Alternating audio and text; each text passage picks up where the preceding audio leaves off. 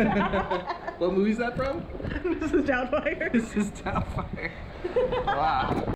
We're Grant and Teresa Boggs, and this is our adventure in Iceland. Over the next few episodes, we'll share what it's like to travel to Iceland, what to see, what to eat, and how to have an epic time.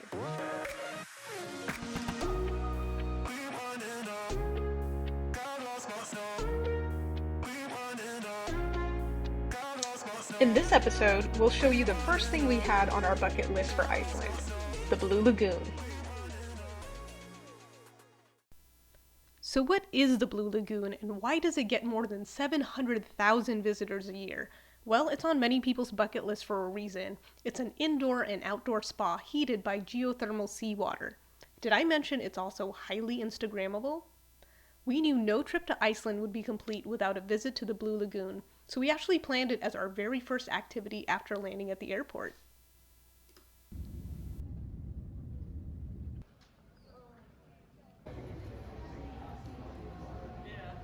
We're here at the airport, actually. We're supposed to catch a fly bus to the Blue Lagoon, which was supposed to be our first stop, but unfortunately the weather's not cooperating. That's an understatement. Locals were saying this was the worst winter storm in 200 years.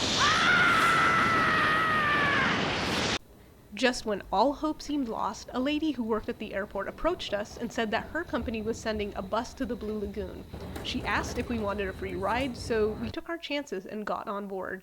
In hindsight, was it stranger danger? Well, we were the only two people on a 50-person bus, but we didn't really have time to think about it. We were too busy praying our bus wouldn't get blown off the road. So this weather is pretty surreal.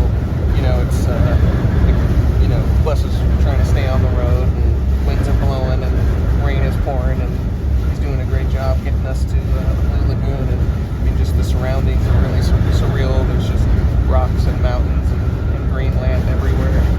You know, it's pretty cool. Are you ready to go swimming if it is open? Oh, I'm absolutely ready to go swimming. I'm gonna bathe in that mud and that blue water. All right. Well, hopefully it's open. We'll see. So against all odds, we made it.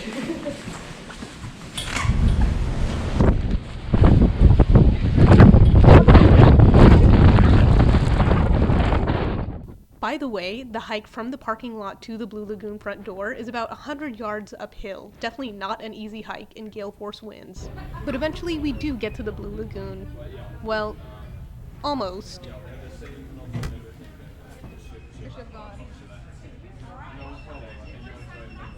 Okay, try this one.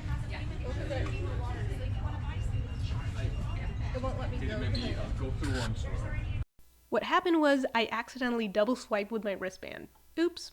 By the way, your wristband unlocks your locker and you can use it to buy drinks and snacks, so you don't have to keep your wallet on you.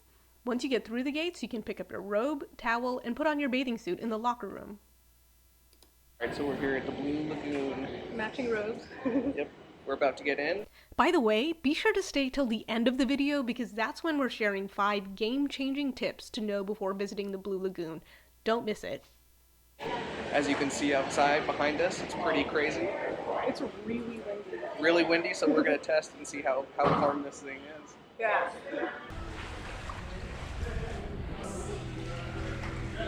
Here we go. All right. Blue Lagoon. Okay, it's really windy. You need help pushing it? Yeah, we do. It's like pushing.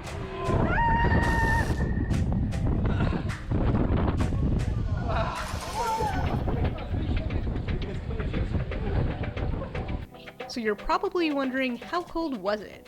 Well, the water was about 100 degrees Fahrenheit, so that was really nice.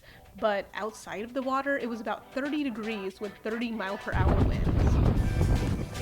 It feels amazing.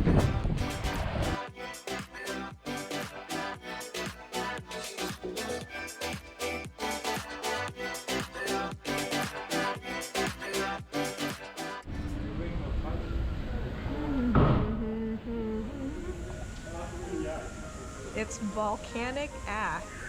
Volcanic face mask. Thank you.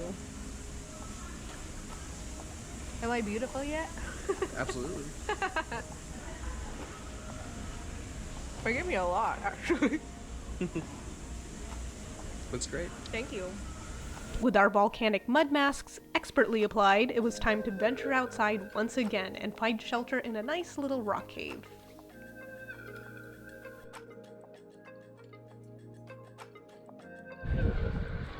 This volcanic mud mask is very nice. Feels great on the skin.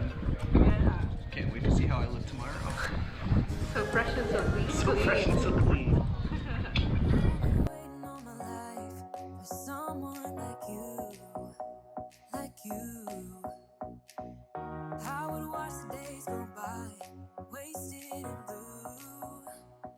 Remember how I mentioned you could use your wristband to buy drinks? Well, one of the places you can use it is at the swim-up bar. Walking on air and every day, every way. Alright, so we have what appears to be a Summersby lager here in the Blue Lagoon. Just give it a shot here. Crisp, refreshing, absolutely delightful. I recommend everyone come here. Drinking beer in a winter storm in a hot lagoon. Cheers. Congratulations, you've made it to the end of the video. As promised, your reward are 5 tips for visiting the Blue Lagoon. Tip 1. Book your tickets to the Blue Lagoon online ahead of time, especially during the peak summer season. You pick a time slot to get in, but once you're in, you stay in for the rest of the day. Tip 2. The Blue Lagoon is a great stop on your way to or from the airport. You can drive yourself, take a cab, or book a seat on a transfer bus. Tip 3. If you listen to my last tip, you're stopping in to or from the airport. You'll probably have your luggage with you. But don't worry, the Blue Lagoon has a luggage storage facility for a fee. Tip 4. Once you're at the lagoon, make sure to hold on to your wristband. Listen to the voice of experience. I thought I lost mine during our visit. I looked at my wrist and it was gone. Luckily, I went back to where I hung my robe and it was in the pocket. Crisis averted. But yes, do hang onto your wristband. It's the key to your locker, it's linked to your account. If you get a wristband that's kind of old and isn't holding the clasp very well, ask if you can trade it in for a new one that stays in place. Tip number 5 is don't miss out. If you go to Iceland, you have to visit the Blue Lagoon. Yes, it costs money, but it's worth it, even in a winter storm. So there you have it, a rundown on what to expect at the Blue Lagoon. If you liked our video, like and subscribe, and stay tuned for our next episode featuring our stay in our Icelandic dome.